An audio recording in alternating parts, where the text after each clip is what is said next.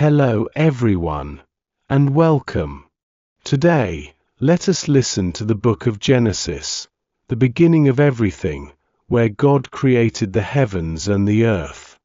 May this reading inspire and bless you. Genesis 1. In the beginning God created the heavens and the earth. Now the earth was formless and empty.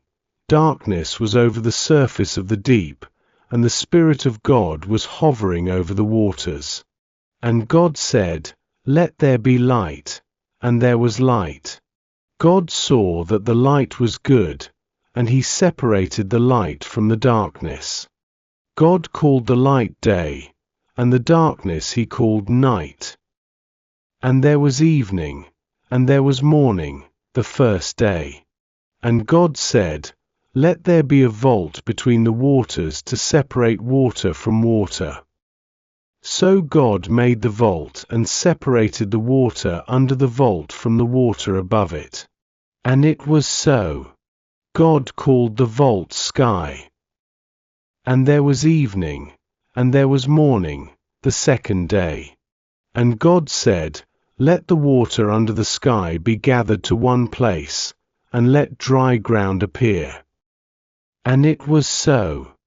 God called the dry ground land, and the gathered waters he called seas. And God saw that it was good. Then God said, "Let the land produce vegetation, seed-bearing plants and trees on the land that bear fruit with seed in it, according to their various kinds." And it was so. The land produced vegetation, plants bearing seed according to their kinds, and trees bearing fruit with seed in it according to their kinds. And God saw that it was good. And there was evening, and there was morning, the third day. And God said, "Let there be lights in the vault of the sky to separate the day from the night, and let them serve as signs to mark sacred times, and days, and years. And let them be lights in the vault of the sky to give light on the earth." And it was so. God made two great lights, the greater light to govern the day and the lesser light to govern the night. He also made the stars. God set them in the vault of the sky to give light on the earth, to govern the day and the night, and to separate light from darkness. And God saw that it was good. And there was evening, and there was morning, the fourth day. And God said, "Let the water teem with living creatures, and let birds fly above the earth across the vault of the sky." So God created the great creatures of the sea and every living thing with which the water teems and that moves about in it, according to their kinds, and every winged bird according to its kind. And God saw that it was good. God blessed them and said, "Be fruitful and increase in number, and fill the water in the seas, and let the birds increase on the earth." And there was evening, and there was morning, the fifth day. And God said, "Let the land produce living creatures according to their kinds, the livestock, the creatures that move along the ground, and the wild animals, each according to its kind." And it was so.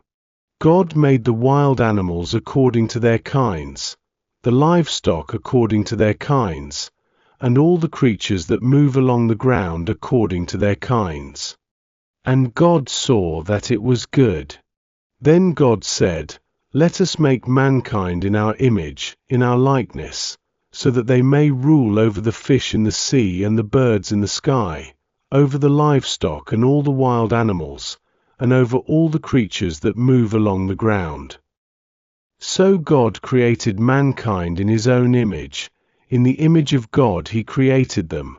Male and female he created them. God blessed them and said to them, "Be fruitful and increase in number, fill the earth and subdue it.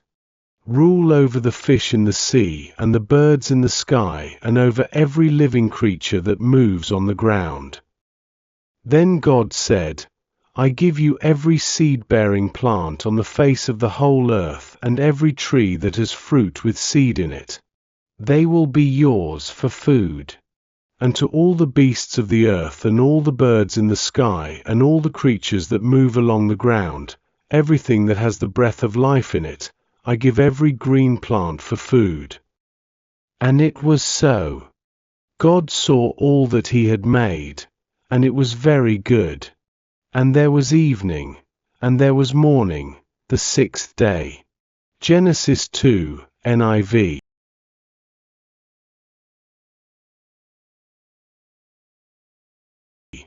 Thus the heavens and the earth were completed in all their vast array. By the seventh day God had finished the work he had been doing. So on the seventh day he rested from all his work. Then God blessed the seventh day and made it holy, because on it he rested from all the work of creating that he had done. This is the account of the heavens and the earth when they were created, when the Lord God made the earth and the heavens. Now no shrub had yet appeared on the earth, and no plant had yet sprung up, for the Lord God had not sent rain on the earth, and there was no one to work the ground, but streams came up from the earth and watered the whole surface of the ground. Then the Lord God formed a man from the dust of the ground and breathed into his nostrils the breath of life, and the man became a living being. Now the Lord God had planted a garden in the east, in Eden, and there he put the man he had formed. The Lord God made all kinds of trees grow out of the ground, trees that were pleasing to the eye and good for food. In the middle of the garden were the tree of life and the tree of the knowledge of good and evil. A river watering the garden flowed from Eden. From there it was separated into 4 headwaters. The name of the first is the Pishon. It winds through the entire land of Havilah, where there is gold. The gold of that land is good. Aromatic resin and onyx are also there.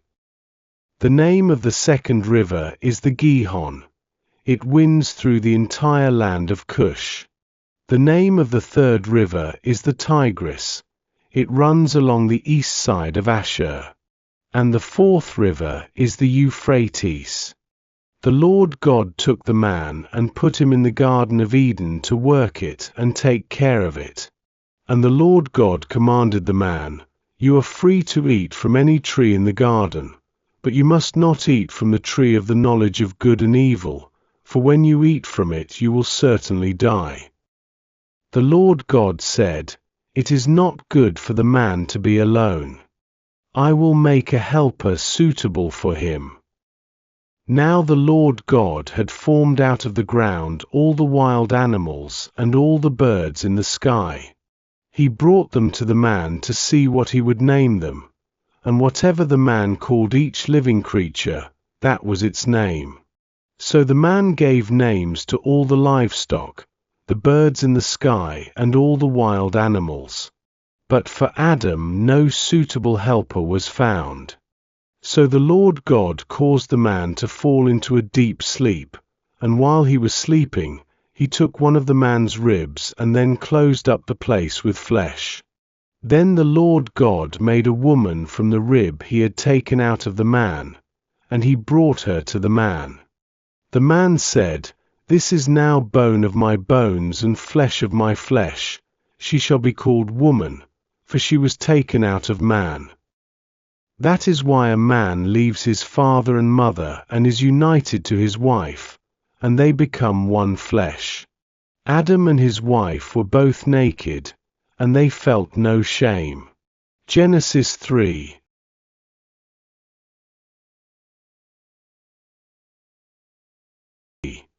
Now the serpent was more crafty than any of the wild animals the Lord God had made. He said to the woman, "Did God really say, 'You must not eat from any tree in the garden'?" The woman said to the serpent, "We may eat fruit from the trees in the garden, but God did say, 'You must not eat fruit from the tree that is in the middle of the garden, and you must not touch it, or you will die.'" "You will not certainly die," the serpent said to the woman. "For God knows that when you eat from it your eyes will be opened, and you will be like God, knowing good and evil." When the woman saw that the fruit of the tree was good for food and pleasing to the eye, and also desirable for gaining wisdom, she took some and ate it. She also gave some to her husband, who was with her, and he ate it. Then the eyes of both of them were opened, and they realized they were naked. So they sewed fig leaves together and made coverings for themselves. Then the man and his wife heard the sound of the Lord God as he was walking in the garden in the cool of the day, and they hid from the Lord God among the trees of the garden. But the Lord God called to the man, "Where are you?" He answered, "I heard you in the garden, and I was afraid because I was naked, so I hid." And he said, "Who told you that you were naked? Have you eaten from the tree that I commanded you not to eat from?" The man said, "The woman you put here with me, she gave me some fruit from the tree, and I ate it." Then the Lord God said to the woman, "What is this you have done?" The woman said, "The serpent deceived me, and I ate." So the Lord God said to the serpent, "Because you have done this, cursed are you above all livestock and all wild animals. You will crawl on your belly, and you will eat dust all the days of your life. And I will put enmity between you and the woman, and between your offspring and hers.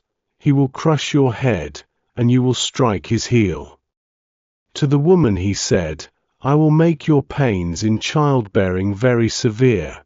With painful labor you will give birth to children.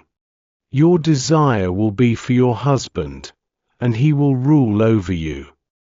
To Adam he said, "Because you listened to your wife and ate fruit from the tree about which I commanded you, you must not eat from it. Cursed is the ground because of you. Through painful toil you will eat food from it all the days of your life. It will produce thorns and thistles for you, and you will eat the plants of the field.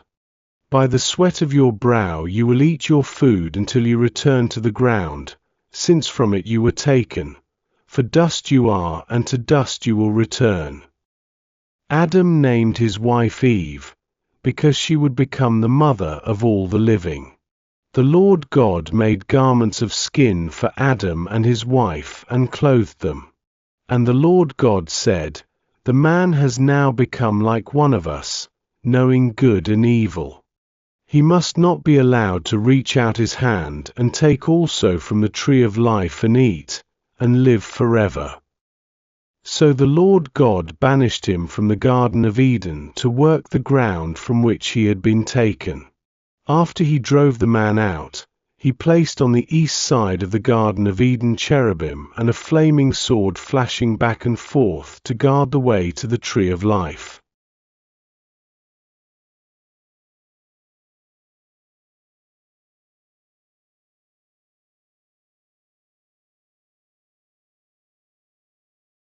Genesis 4. Cain and Abel. Adam made love to his wife Eve, and she became pregnant and gave birth to Cain.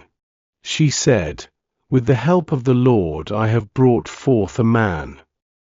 Later she gave birth to his brother Abel. Now Abel kept flocks, and Cain worked the soil. In the course of time Cain brought some of the fruits of the soil as an offering to the Lord. And Abel also brought an offering, fat portions from some of the firstborn of his flock. The Lord looked with favor on Abel and his offering, but on Cain and his offering he did not look with favor. So Cain was very angry, and his face was downcast. Then the Lord said to Cain, "Why are you angry? Why is your face downcast? If you do what is right, will you not be accepted? But if you do not do what is right, sin is crouching at your door. It desires to have you, but you must rule over it." Now Cain said to his brother Abel, "Let's go out to the field." While they were in the field, Cain attacked his brother Abel and killed him. Then the Lord said to Cain, "Where is your brother Abel?" "I don't know," he replied. "Am I my brother's keeper?" The Lord said, "What have you done? Listen. Your brother's blood cries out to me from the ground.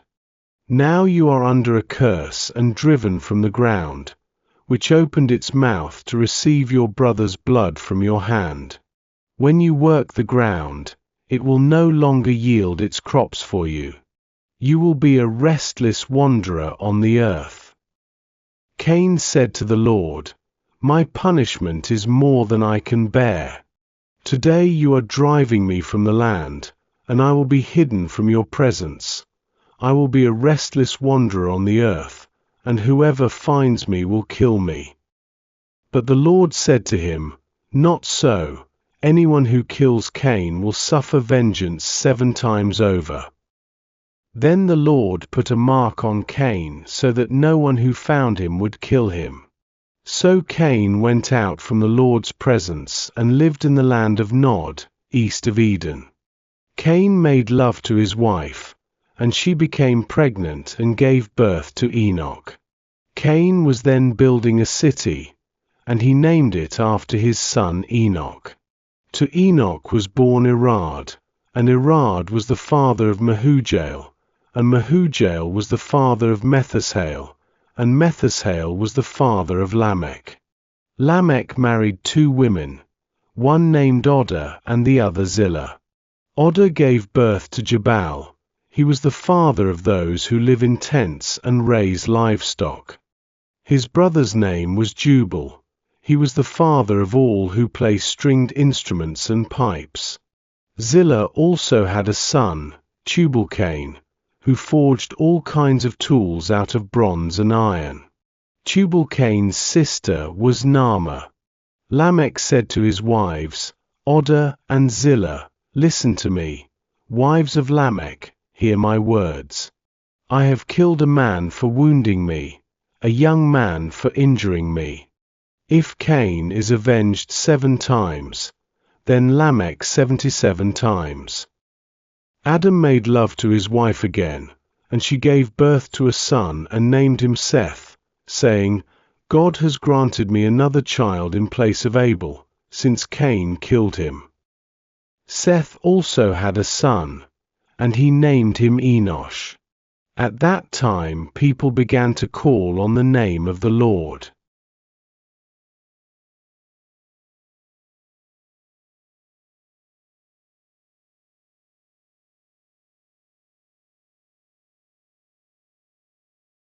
Genesis 5 from Adam to Noah. This is the written account of Adam's family line. When God created mankind, he made them in the likeness of God. He created them male and female and blessed them. And he named them mankind when they were created. When Adam had lived 130 years, he had a son in his own likeness, in his own image, and he named him Seth. After Seth was born, Adam lived 800 years and had other sons and daughters. Altogether, Adam lived a total of 930 years, and then he died. When Seth had lived 105 years, he became the father of Enosh. After he became the father of Enosh, Seth lived 807 years and had other sons and daughters. Altogether, Seth lived a total of 912 years, and then he died. When Enosh had lived 90 years, he became the father of Kenan. After he became the father of Kenan, Enosh lived 815 years and had other sons and daughters. Altogether, Enosh lived a total of 905 years, and then he died. When Kenan had lived 70 years, he became the father of Mahalalel. After he became the father of Mahalalel, Kenan lived 840 years and had other sons and daughters. Altogether, Kenan lived a total of 910 years, and then he died. When Mahalalel had lived 65 years, he became the father of Jared. After he became the father of Jared, Mahalalel lived 830 years and had other sons and daughters. Altogether, Mahalalel lived a total of 895 years, and then he died. When Jared had lived 162 years, he became the father of Enoch. After he became the father of Enoch, Jared lived 800 years and had other sons and daughters. Altogether, Jared lived a total of 962 years, and then he died. When Enoch had lived 65 years, he became the father of Methuselah. After he became the father of Methuselah, Enoch walked faithfully with God 300 years and had other sons and daughters. Altogether, Enoch lived a total of 365 years. Enoch walked faithfully with God, then he was no more, because God took him away. When Methuselah had lived 187 years, he became the father of Lamech. After he became the father of Lamech, Methuselah lived 782 years and had other sons and daughters. Altogether, Methuselah lived a total of 969 years, and then he died. When Lamech had lived 182 years, he had a son. He named him Noah and said, "He will comfort us in the labor and painful toil of our hands caused by ground the Lord has cursed." After Noah was born, Lamech lived 595 years and had other sons and daughters. Altogether, Lamech lived a total of 777 years, and then he died.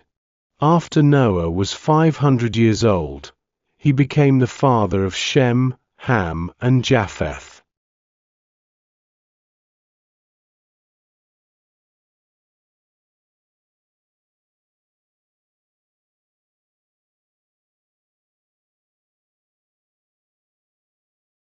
Genesis 6. Wickedness in the world. When human beings began to increase in number on the earth and daughters were born to them, the sons of God saw that the daughters of humans were beautiful, and they married any of them they chose. Then the Lord said, "My spirit will not contend with humans forever, for they are mortal. Their days will be 120 years. The Nephilim were on the earth in those days, and also afterward, when the sons of God went to the daughters of humans and had children by them. They were the heroes of old, men of renown. The Lord saw how great the wickedness of the human race had become on the earth, and that every inclination of the thoughts of the human heart was only evil all the time. The Lord regretted that he had made human beings on the earth, and his heart was deeply troubled. So the Lord said, "I will wipe from the face of the earth the human race I have created, and with them the animals, the birds, and the creatures that move along the ground, for I regret that I have made them." But Noah found favor in the eyes of the Lord. Noah and the flood. This is the account of Noah and his family. Noah was a righteous man, blameless among the people of his time, and he walked faithfully with God. Noah had 3 sons, Shem, Ham, and Japheth. Now the earth was corrupt in God's sight and was full of violence. God saw how corrupt the earth had become, for all the people on earth had corrupted their ways. So God said to Noah, "I am going to put an end to all people, for the earth is filled with violence because of them. I am surely going to destroy both them and the earth. So make yourself an ark of cypress wood, make rooms in it and coat it with pitch inside and out. This is how you are to build it. The ark is to be 300 cubits long, 50 cubits wide and 30 cubits high. Make a roof for it, leaving below the roof an opening 1 cubit high all around. Put a door in the side of the ark and make lower, middle, and upper decks. I am going to bring floodwaters on the earth to destroy all life under the heavens, every creature that has the breath of life in it. Everything on earth will perish. But I will establish my covenant with you, and you will enter the ark, you and your sons and your wife and your sons' wives with you. You are to bring into the ark 2 of all living creatures, male and female, to keep them alive with you. 2 of every kind of bird, of every kind of animal and of every kind of creature that moves along the ground will come to you to be kept alive. You are to take every kind of food that is to be eaten and store it away as food for you and for them. Noah did everything just as God commanded him.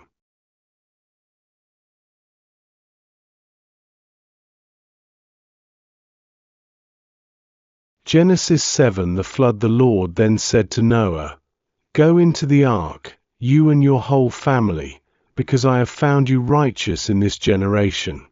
Take with you 7 pairs of every kind of clean animal, a male and its mate, and 1 pair of every kind of unclean animal, a male and its mate, and also 7 pairs of every kind of bird, male and female, to keep their various kinds alive throughout the earth. 7 days from now I will send rain on the earth for 40 days and 40 nights, and I will wipe from the face of the earth every living creature I have made." And Noah did all that the Lord commanded him. Noah was 600 years old when the floodwaters came on the earth. And Noah and his sons and his wife and his sons' wives entered the ark to escape the waters of the flood.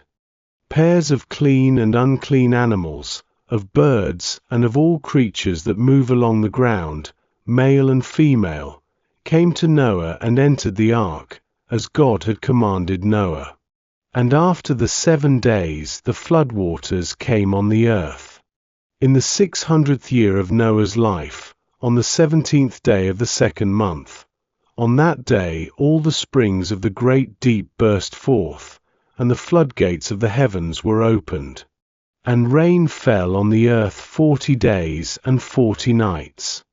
On that very day Noah and his sons, Shem, Ham, and Japheth, together with his wife and the wives of his 3 sons, entered the ark. They had with them every wild animal according to its kind, all livestock according to their kinds, every creature that moves along the ground according to its kind, and every bird according to its kind, everything with wings. Pairs of all creatures that have the breath of life in them came to Noah and entered the ark. The animals going in were male and female of every living thing, as God had commanded Noah. Then the Lord shut him in.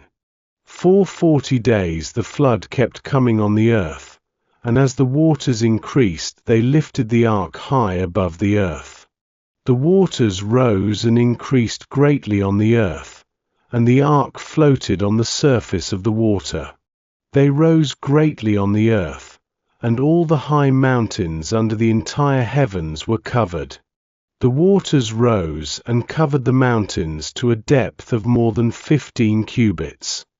Every living thing that moved on land perished: birds, livestock, wild animals, all the creatures that swarm over the earth, and all mankind. Everything on dry land that had the breath of life in its nostrils died. Every living thing on the face of the earth was wiped out: people and animals and the creatures that move along the ground, and the birds were wiped from the earth. Only Noah was left, and those with him in the ark. The waters flooded the earth for 150 days. Genesis 8. The flood recedes, but God remembered Noah and all the wild animals and the livestock that were with him in the ark, and he sent a wind over the earth, and the waters receded. Now the springs of the deep and the floodgates of the heavens had been closed, and the rain had stopped falling from the sky. The water receded steadily from the earth. At the end of the 150 days the water had gone down, and on the 17th day of the 7th month the ark came to rest on the mountains of Ararat. The waters continued to recede until the 10th month, and on the first day of the 10th month the tops of the mountains became visible. After 40 days Noah opened a window he had made in the ark and sent out a raven, and it kept flying back and forth until the water had dried up from the earth. Then he sent out a dove to see if the water had receded from the surface of the ground. But the dove could find nowhere to perch because there was water over all the surface of the earth, so it returned to Noah in the ark. He reached out his hand and took the dove and brought it back to himself in the ark. He waited 7 more days and again sent out the dove from the ark. When the dove returned to him in the evening, there in its beak was a freshly plucked olive leaf. Then Noah knew that the water had receded from the earth. He waited 7 more days and sent the dove out again, but this time it did not return to him. By the first day of the 1st month of Noah's 601st year, the water had dried up from the earth. Noah then removed the covering from the ark and saw that the surface of the ground was dry. By the 27th day of the 2nd month, the earth was completely dry. God's covenant with Noah. Then God said to Noah, "Come out of the ark, you and your wife and your sons and their wives. Bring out every kind of living creature that is with you, the birds, the animals, and all the creatures that move along the ground, so they can multiply on the earth and be fruitful and increase in number on it." So Noah came out, together with his sons and his wife and his sons' wives. All the animals and all the creatures that move along the ground and all the birds, everything that moves on land, came out of the ark, one kind after another. Then Noah built an altar to the Lord and, taking some of all the clean animals and clean birds, he sacrificed burnt offerings on it.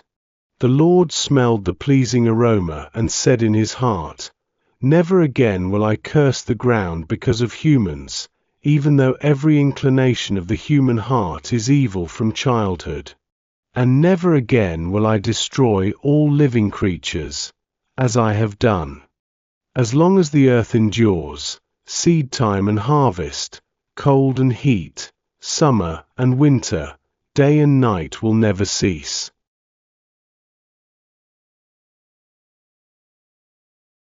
Genesis 9. God's covenant with Noah. Then God blessed Noah and his sons, saying to them, "Be fruitful and increase in number and fill the earth. The fear and dread of you will fall on all the beasts of the earth, and on all the birds in the sky, on every creature that moves along the ground, and on all the fish in the sea. They are given into your hands. Everything that lives and moves about will be food for you. Just as I gave you the green plants, I now give you everything. But you must not eat meat that has its lifeblood still in it. And for your lifeblood I will surely demand an accounting. I will demand an accounting from every animal.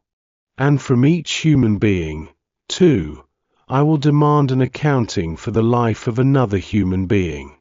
Whoever sheds human blood, by humans shall their blood be shed, for in the image of God has God made mankind. As for you, be fruitful and increase in number, multiply on the earth and increase upon it."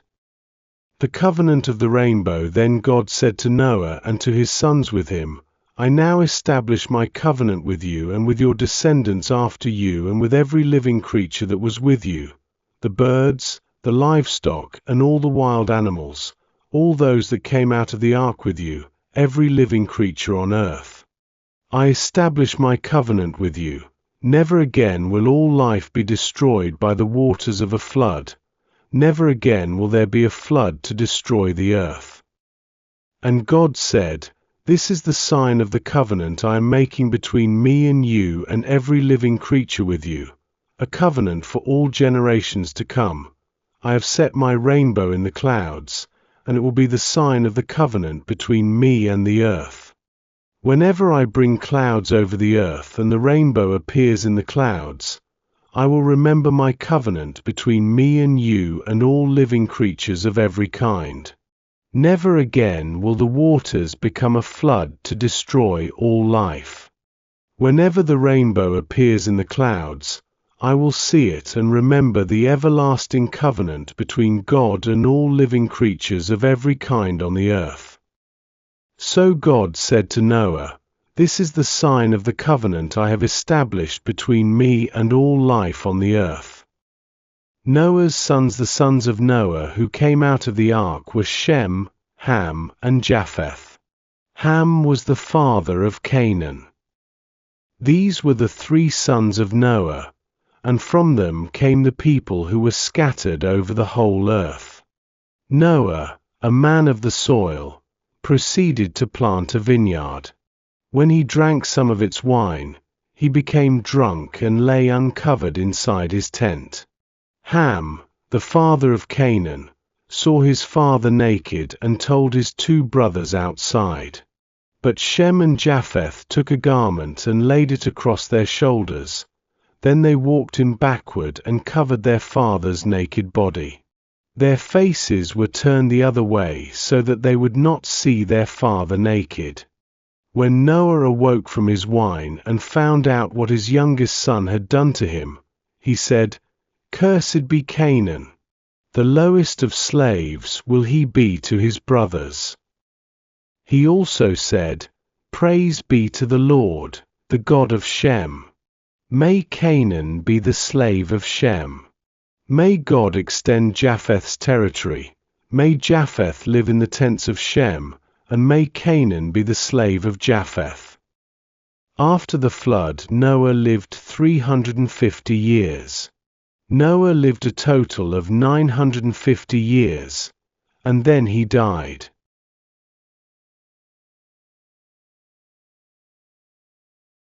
Genesis 10, the Table of Nations. This is the account of Shem, Ham, and Japheth, Noah's sons, who themselves had sons after the flood. The Japhethites, the sons of Japheth, Gomer, Magog, Madai, Jovan, Tubal, Meshech, and Tiras.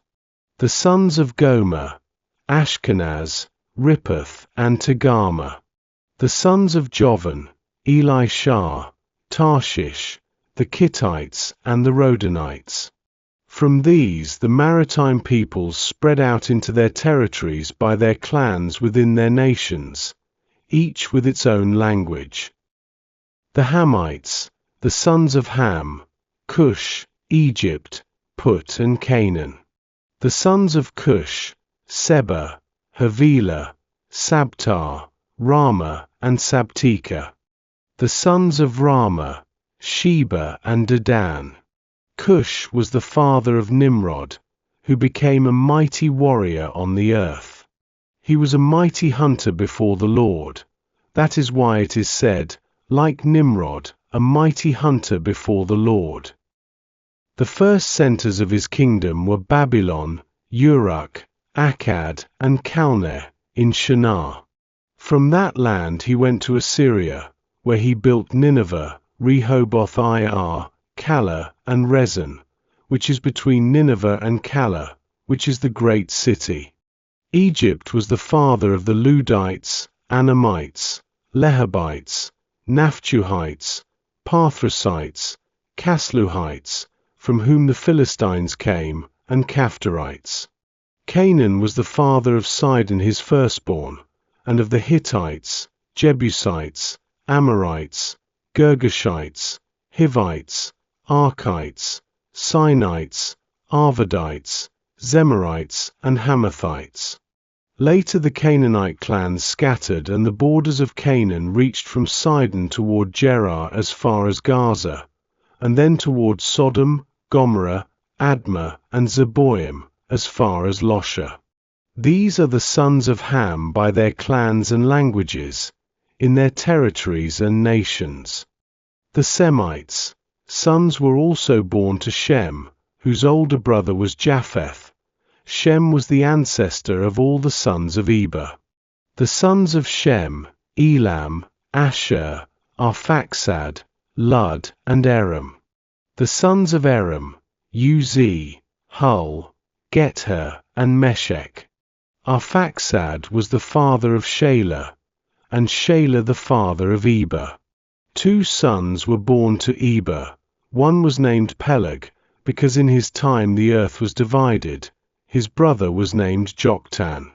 Joktan was the father of Almadad, Sheleph, Hazarmaveth, Jerah, Hadaram, Uzal, Diklah, Obal, Obimorel, Sheba, Ophir, Havilah, and Jobab. All these were sons of Joktan. The region where they lived stretched from Mesha toward Sephar, in the eastern hill country. These are the sons of Shem by their clans and languages, in their territories and nations. Conclusion: these are the clans of Noah's sons, according to their lines of descent, within their nations. From these the nations spread out over the earth after the flood. Thank you for joining me on this journey through the book of Genesis. As the story unfolds, we witness the wonder of creation and the beginning of all things. If this chapter moved you, don't forget to like, subscribe, and ring the bell so you won't miss the next steps in this sacred story. Until then, may peace be with you, and see you in the next episode.